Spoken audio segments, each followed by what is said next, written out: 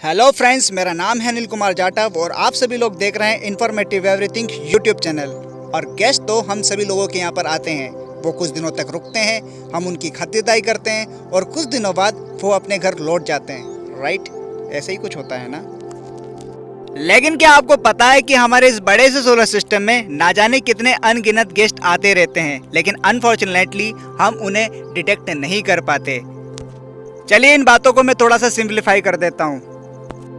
Basically मैं बात कर रहा हूँ ऐसे ऑब्जेक्ट्स की जो सुदूर अंतरिक्ष से आते हैं, कुछ दिनों तक हमारे सोलर सिस्टम में रुकते हैं और फिर अपने अगले सफर की ओर निकल जाते हैं। तो बिना बातों को उलझाएं, शुरू करते हैं आज की वीडियो को। दिन था 19 अक्टूबर 2017 का, जब एस्ट्रोनॉमर ने पहली बार ऐसी चीज खोज निकाली जिसकी ट्रेजेक्ट्री हमारे सोलर सिस्टम में मौजूद बाकी सभी खगोलीय पिंडों से अलग थी, जिसकी स्पीड इतनी थी कि हमारे सूर्य का गुरुत्वाकर्षण भी इसका कुछ नहीं बिगाड़ पाया। इसकी स्पीड थी 95,000 किलोमीटर प्रति घंटा, जो कि पर्याप्त थी हमारे सूर्य के गुरुत्वाकर्षण बल के झांसे में न आने के लिए। इसको डिटेक्ट किया गया पेन स्टार से, जो पावरफुल टेलीस्कोप का ऐसा ग्रुप है जो ऐसे हर प्रकार के ऑब्जेक्ट पर नजर गड़ाए रखता है जो मूव हो रहे हों। आपकी जानकारी के लिए मैं ये बता दूं कि पेन स्टार दुनिया के सबसे बड़े टेलीस्कोपों में से एक है, जो कि हवाई में स्थित है। पहले एस्ट्रोनॉमर्स को ये लग रहा था कि अंतरिक्ष में घूमता हुआ कोई सामान्य सा ऑब्जेक्ट एस्ट्रॉइड है या फिर कोई कॉमेट्स, लेकिन जब लगातार इस पर 34 दिन तक नजरें गड़ाई रखी, तब हमारे एस्ट्रोनॉमर्स को ये पता चला कि ये असल में हमारे सोलर सिस्टम का है ही नहीं। यानी कि इस ऑब्जेक्ट का पेरेंट स्टार हमारा सूर्य ना होकर के कोई और ही तारा है, या फिर ऐसा भी हो सकता है कि इस ऑब्जेक्ट का कोई पेरेंट स्टार हो ही नहीं।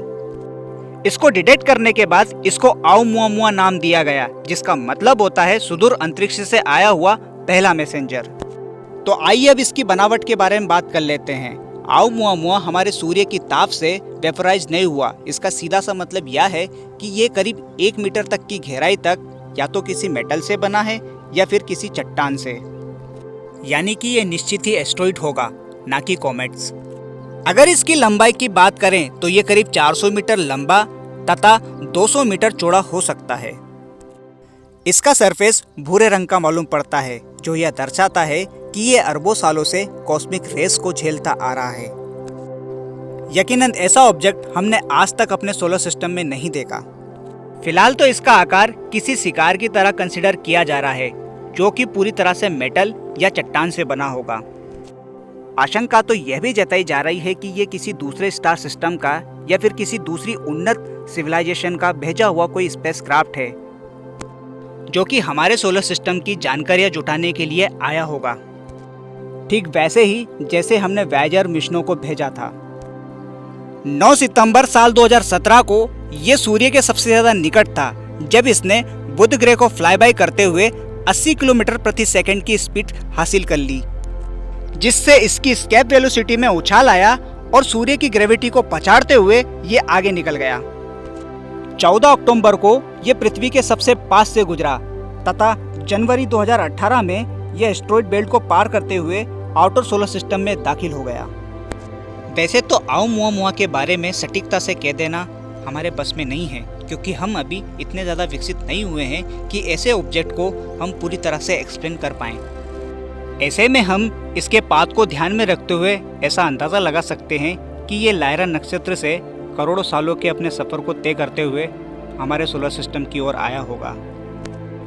ऐसे ऑब्जेक्ट बहुत ही ज़्यादा खास होते हैं। ये हमें दूसरे स्टार सिस्टम के बारे में जानकारियाँ देते हैं तथा ब्रह्मांड के अनसुलझे रहस्यों के बारे में काफ़ी हद तक कुछ बताते भी हैं। आउमुआमुआ आया और कई वर्षों तक हमारे सोलर सिस्टम में मेहमान बनकर रहा और बदले में हमें जिज्ञासा और अनसुलझे रहस्य तथा ढेर सारे प्रश्न दे गया। अब आउमुआमुआ निकल चुका है अपने कभी ना खत्म होने वाले सफर पर। साल 2022 के अंत तक ये नेपच्यून को पार करते हुए काइपर बेल्ट की ओर रवाना हो जाएगा तथा कुछ सदियों बाद ये हमारे सन के हीलियोस्पोस को पार करते हुए हमारे सोलर सिस्टम को हमेशा के लिए अलविदा बोल जाएगा।